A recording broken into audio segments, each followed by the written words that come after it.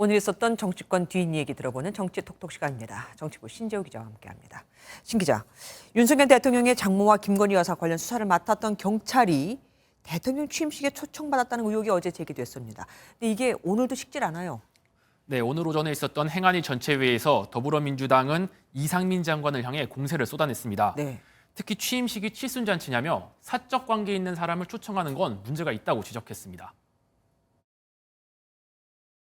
그 담당 형사를 꼬집어서 취임식에 초청을 한다는 건 이게 무슨 칠순잔치 하는 것도 아니고 이게 사적으로 어제 정부 부처 답변을 한 거를 보면 이 경찰관이 청룡 봉사상을 받아서 초청이 된 거다라고 얘기를 했습니다. 장관도 그럼 같은 말을 한 겁니까? 네, 일단 이 장관은 해당 경찰관이 산업 스파이를 막은 공로로 청룡 봉사상을 수상했다 이렇게 얘기를 했습니다.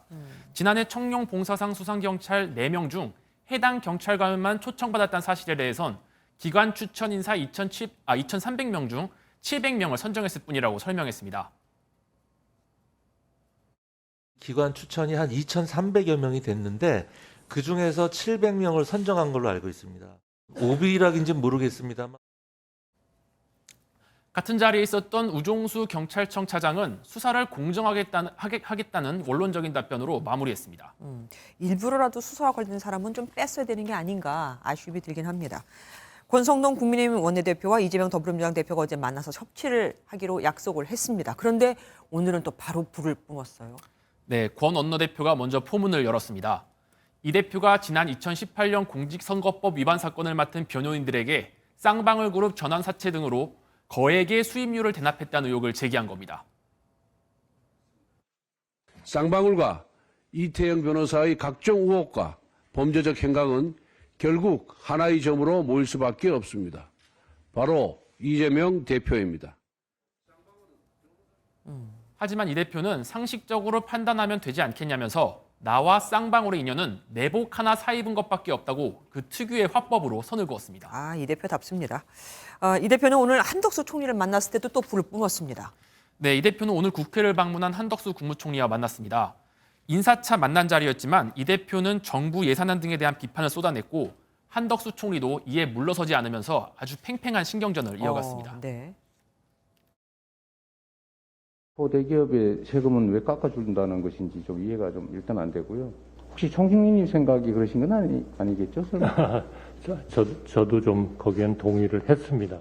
서민들 영구임대주택 짓는 예산을 줄여야 될 만큼 급한 일이었군요.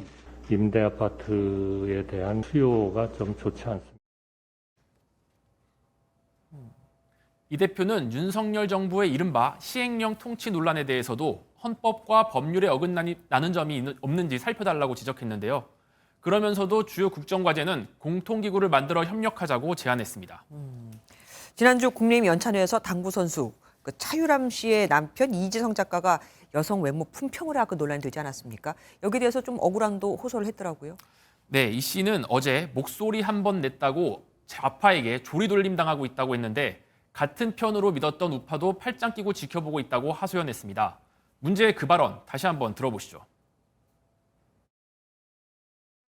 배현진 씨도 있고 나경원 씨도 있고 다 아름다운 분이고 여성이지만 왠지 좀 부족한 것 같아. 김건희 여사로도 부족한 것 같고.